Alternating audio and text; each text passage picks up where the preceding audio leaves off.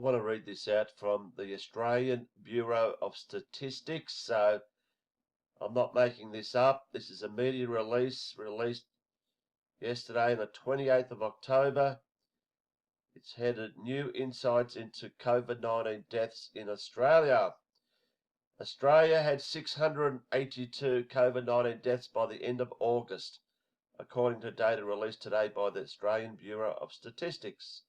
Assistant Director of Mortality Statistics at the ABS, Lauren Moran, said the latest data showed there were pre-existing conditions in 73% of COVID-19 deaths, with the data not including deaths that occurred after August. Data based on death registrations provides us with insights into the diseases that are consequences of COVID-19, as well as comorbid conditions which may have contributed to COVID-19 deaths.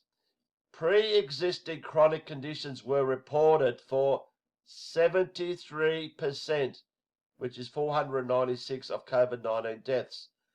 Among these 496 deaths, dementia was noted on 41% of death certificates, chronic cardiac conditions on 32%, diabetes on 17%, and hypertension on 16%. They could have added old age in most of these as well. Some of the people who died from COVID-19 had more than one pre-existing chronic condition listed on the death certificate. Surprise, surprise, surprise. Ms. Moran added, conditions caused by COVID-19 were reported for 366 of the 682 COVID-19 deaths. Pneumonia was the most commonly reported consequence of COVID-19, reported on 54% of those 366 death certificates. Respiratory failure, 16%. Other infections, 13%.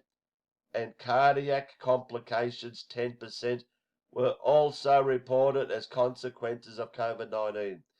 There were an additional 18 deaths where COVID-19 was reported on the death certificate but was not recorded as the underlying cause of death.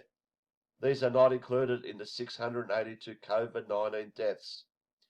Overall, the provisional mortality data shows that there have been just under 80,000 doctor-certified deaths that occurred up until 28th of July.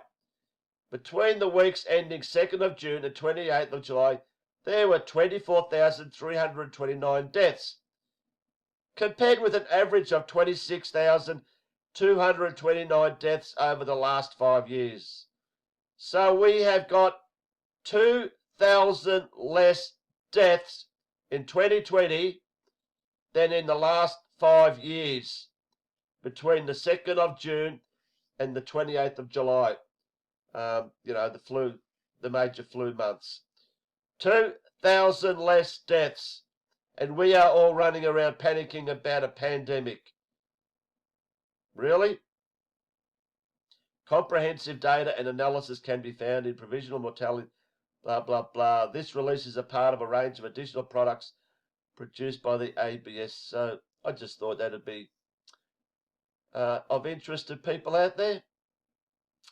Very interesting indeed.